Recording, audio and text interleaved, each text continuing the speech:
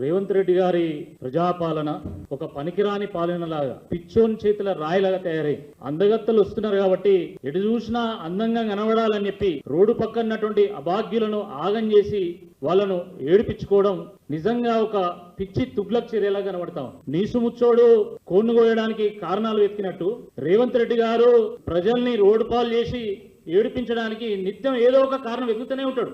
రాష్ట్రంలో ఏదో ఒక మూలన ప్రజలు రోడ్డు మీద పడి కన్నీళ్లు పెట్టనిది, ఆర్తనాలను పెట్టనిది నిద్రే పట్టదు కావచ్చు. ఈరోజు వరంగల్లో రోడ్డు పక్కన ఉన్నటువంటి చిన్న చిన్న వ్యాపారాలను కూల్చివేసడం మనం టీవీలో చూసాం. ఒక గంట క్రితము నాగర్ కర్నూల్లో కూడా ఇదే రకంగా షాపులను కూల్చివేయడం కూడా మనం చూసాం.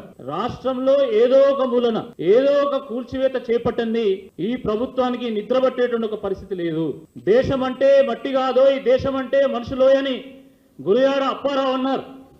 కానీ కాంగ్రెస్ పార్టీ నాయకులకు ఇది అర్థమయ్యేటువంటి ఒక పరిస్థితి లేదు. మనుషులను ఖాళీ చేయించి మట్టి గోడలను చూపిస్తే అందం వస్తుందా?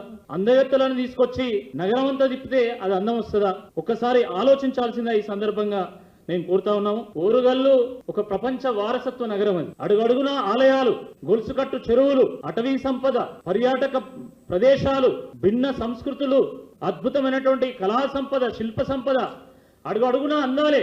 అక్కడి ప్రజలు కన్నీళ్లు పెట్టినప్పుడే అది నిజమైనటువంటి అందమైతుంది తప్ప ఏదో అందాల పోటీ పేరు పెట్టి అక్కడ ఉన్నటువంటి పేద ప్రజల యొక్క జీవితాలను నాశనం చేసేటువంటి ఒక ప్రయత్నం ఎప్పుడు కూడా అది అందం అనిపించుకోదని చెప్పి ఈ సందర్భంగా గుర్తు చేస్తా ఉన్నాం. ప్రజలు ఆనందంగా ఉండేట్టు చేస్తేనే రాష్ట్రానికి, ప్రభుత్వానికి నిజంగా అందం వస్తుంది తప్ప ఈ రకమైనటువంటి కూల్చివేతలతోని, ప్రజల కన్నీళ్లతోని ఎప్పుడు కూడా రాష్ట్రానికి కానీ ఈ ప్రభుత్వానికి కానీ అందం రాదు అనేటువంటి వాస్తవాన్ని గ్రహించాల్సిందే ఈ సందర్భంగా గుర్తు చేస్తా ఉన్నాం.